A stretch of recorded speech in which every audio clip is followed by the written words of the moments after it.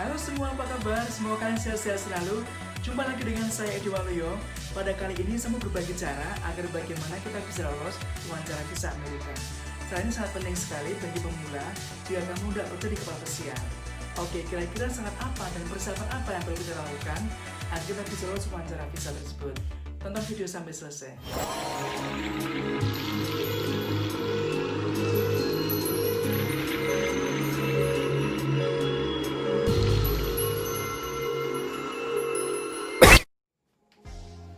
Oke, kembali lagi. Sebelumnya, saya ingin menginformasikan bahwa visa Cibandi merupakan visa transit yang digunakan oleh crew member untuk ke kapal maupun ke pesawat terbang.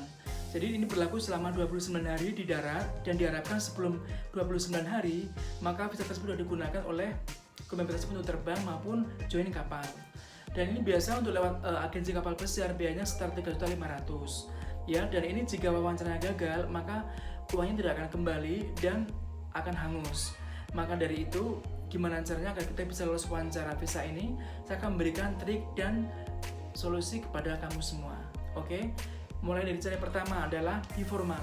Be formal ini cara yang bisa kita gunakan untuk berpresentasi secara formal. Ini merupakan pakaian dan cara bicara kita secara formal kepada konsuler ketika berwawancara. Jadi meskipun pekerjaan kita nantinya di kapal pesiar bukan untuk bekerja dengan pakai dasi, tapi upayakan bahwa kita pakaian rapi ya, pakai kemeja, terus pakai sepatu, pakaian rapi dan pakai dasi juga. Tujuannya untuk mempresentasikan agar si konsuler itu tertarik pada kita dan meyakinkan mereka. Ini juga bisa memberikan rasa hormat kepada si konsuler. Ya, pastikan bahwa kita rapi dan presentable. Oke? Dan kemudian cara kedua adalah bahwa kita harus mempelajari dokumen kita yang diberikan oleh pihak agensi kapal pesiar. Ini sangat penting sekali karena dokumen ini berhubungan dengan pertanyaan-pertanyaan yang akan diajukan oleh konsuler di kedubes atau di embasi. Jadi dokumen-dokumen harus sama jawaban kita. Misalnya kayak paspor, buku pelaut, LOA, letter of employment, dan sebagainya. Pastikan ketika kita menjawab wawancara itu harus sama dengan dokumen yang sudah diserahkan oleh konsuler tersebut. Karena kalau misalkan kok jawabannya beda, maka kita akan diragukan dan akan dibatalkan wawancara kita untuk mendapatkan visa tersebut. Oke.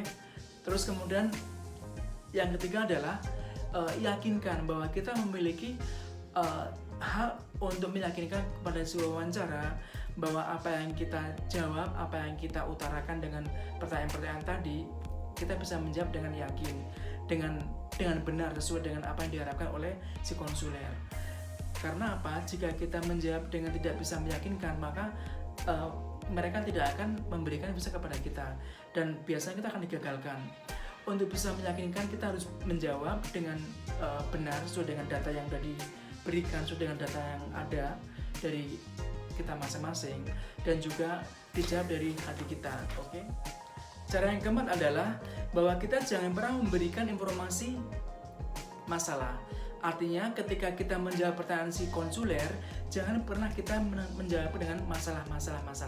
Misalkan seperti ini, ketika si konsuler nanya, apa tujuan kamu untuk ke Amerika? Misalkan jawaban kamu, saya punya masalah dengan keluarga saya punya masalah dengan istri saya punya masalah dengan suami saya, atau saya punya masalah dengan pekerjaan saya di rumah. Jangan seperti itu, karena jika kita menjawab dengan alasan masalah, maka pihak konsuler akan membatalkan wawancara kita dan kita akan ditolak begitu saja. Mereka tidak senang dan biasa mereka akan membatalkan visa kita. Intinya bahwa oke, selesaikan masalah kamu, datang setelah masalah kamu selesai. Seperti itu. Jadi dari cara itu maka uang kita akan hangus. Itu akan sangat sia-sia sekali. Padahal wawancara visa itu tidak lama. Itu biasa memakan waktu sekitar 10 menitan dan itu sekitar 6-10 pertanyaan. Tapi dari pertanyaan-pertanyaan tersebut sudah sangat bisa menggali informasi dari kita kira-kira layak enggak untuk dikasih visa atau tidak. Seperti itu. Oke? Dan kemudian cara yang kelima adalah jangan pernah memberikan informasi masalah punya teman di Amerika atau punya relatif di Amerika. Mengapa? Karena ini sangat sensitif sekali. Jika kita memberikan informasi, misalkan seperti ini, si konsuler nanya, apakah kamu punya teman di Amerika? Bilang tidak punya. Apakah kamu punya saudara di Amerika? Bilang tidak punya. Mengapa? Karena jika kita menjawabnya dengan iya, kita punya, maka mereka akan berpikir bahwa oh ini berarti orang akan jamsip. Jamsip itu merupakan suatu tindakan di mana kita pergi dari kapal dan untuk mencari pekerjaan di darat atau malah untuk melakukan kegiatan di darat yang tidak sesuai dengan prosedur yang diharapkan dari pesawat tersebut, dan itu untuk pergi untuk selamanya, tidak untuk kembali ke kapal. Ini sudah sangat melanggar segala hukum di Amerika. Nah, maka dari itu jika kita menjawab pertanyaan dengan saya punya saudara di Amerika, saya punya teman di Amerika, hindarilah seperti itu. Oke, terima kasih sekali sudah menonton video saya. Semoga video ini bermanfaat buat kamu dan semoga bisa memberikan kamu informasi yang berguna seputar wawancara si Wandi. Oke, semoga sukses selalu. Bagi yang belum subscribe, silahkan subscribe dan tinggalkan like. Jika ada pertanyaan, silahkan komen di bawah. Dan nantikan video-video saya berikutnya. Sampai ketemu di video berikutnya.